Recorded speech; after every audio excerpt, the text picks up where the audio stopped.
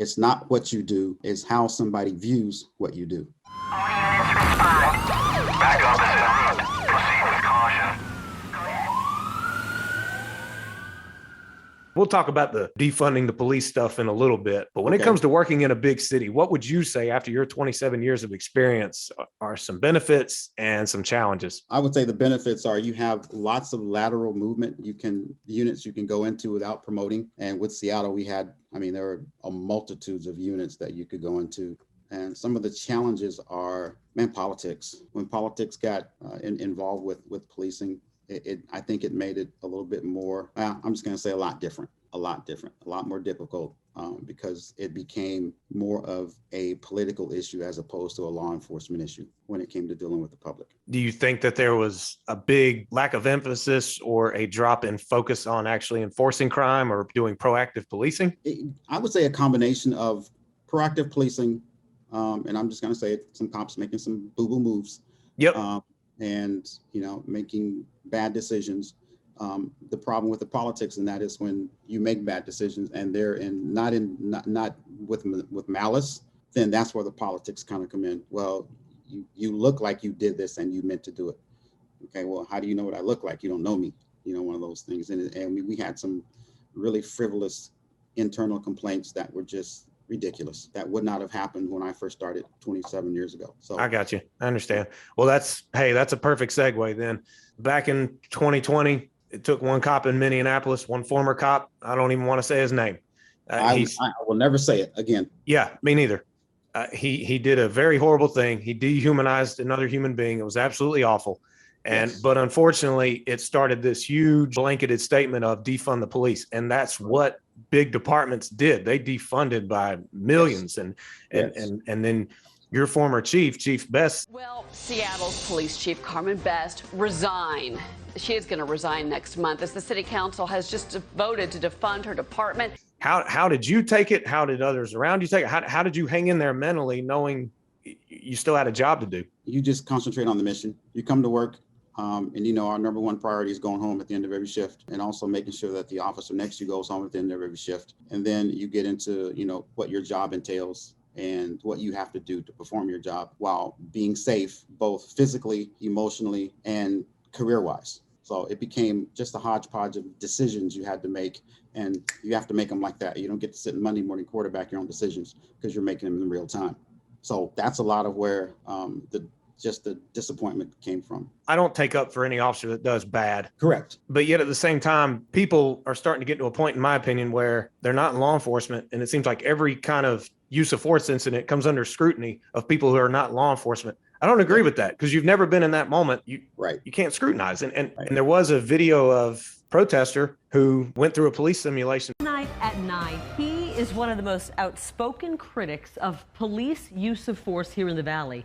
But he gets some on-the-job training about use of force tonight. Very interesting stuff. Reverend Jarrett Maupin. Agreeing to go through a force-on-force training session with the Maricopa County Sheriff's Office. I asked Maupin what his biggest takeaway from this exercise will be. I didn't understand how important compliance was, but after going through this, my attitude has changed. I know it has been a while, but at the same time, you're the first Seattle police officer I've ever spoken to about this. How was it working in a city where there was literally like this, well, they called it the autonomous zone or the chop zone or whatever, and were first responders actually not allowed in there? Well, they set up their own enforcement, intra-chop police department, I guess you'd call it, but. Oh my gosh.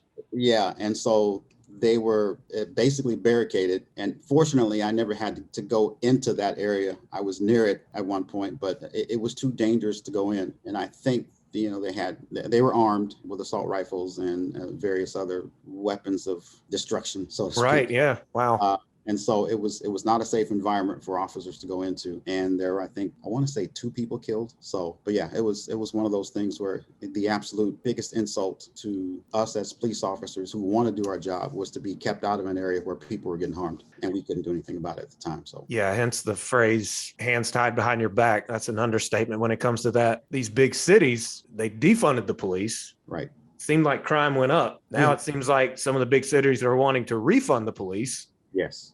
From the police officers you still know on the force. I mean, are things looking a little bit brighter, or is it just kind of, well, we'll just see what happens?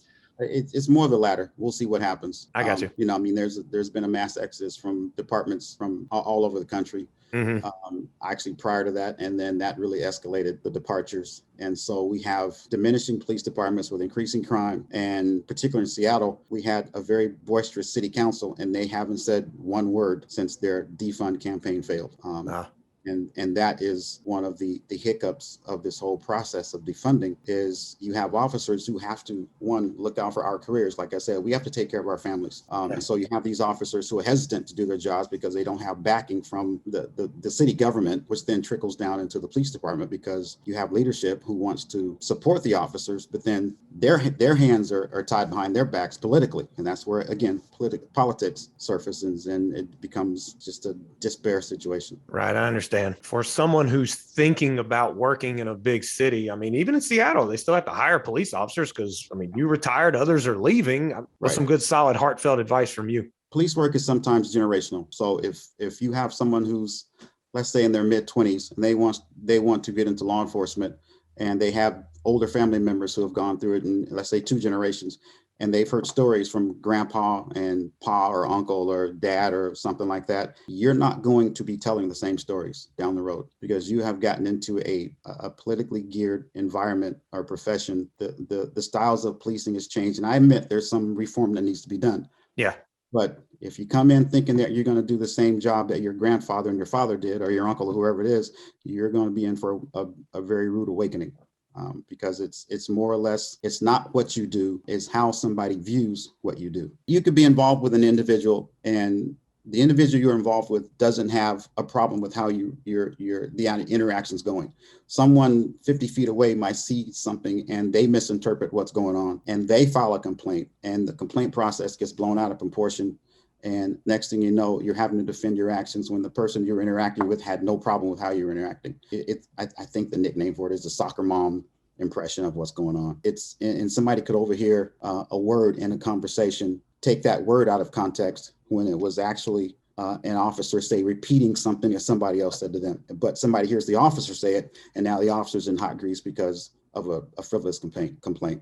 That was very profound what you just said. Well, Clayton Powell, I really appreciate you taking time to come on and let people know firsthand experience what it's like to be in a big city.